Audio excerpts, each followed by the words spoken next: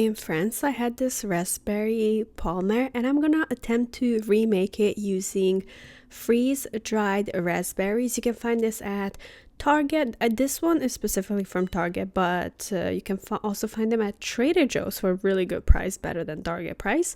I'm gonna be using about a cup of this, and I'm gonna blend it because we want to make it into a powder. Now, I've tried it with jam as well, but jam really spread it out, and it was just not working out as it should. So a cup of dry freeze raspberries. Now this is really sour. It's kind of like tart, so it's not gonna be like a sweet powder. That's why we're gonna have to add sugar to it, of course, and it's also gonna caramelize it, so it looks like powder, but it is full of seeds. We do not want the seeds, so I'm going to strain the seeds.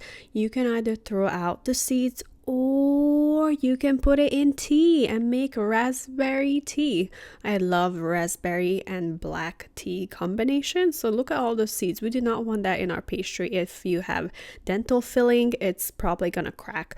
To my powder, I'm gonna add half cup of sugar and just mix it until it's all combined. And then 1 sheet of puff pastry. This is gonna be the back part. I'm gonna add sugar, probably like around like 2 tablespoons, and just gonna spread it evenly and then flatten it out with a rolling pin so the sugar gets stuck to the dough and not fall off when I'm gonna flip this over. This way we're gonna add some sweetness to the palmer and also a little bit of crunchiness because puff pastry is not sweet at all.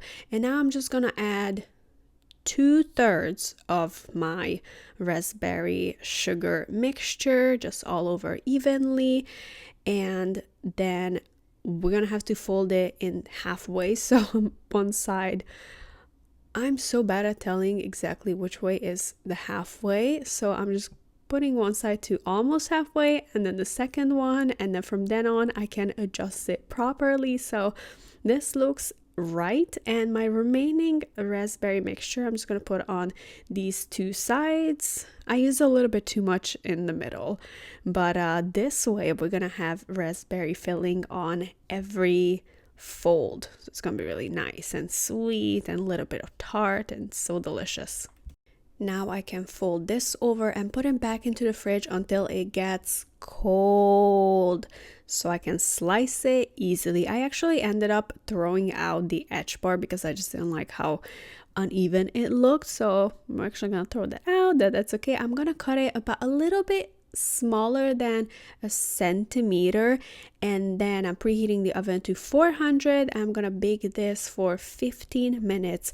If your oven is really strong, you can maybe get away with 13 minutes because they're pretty flat, like pretty thin.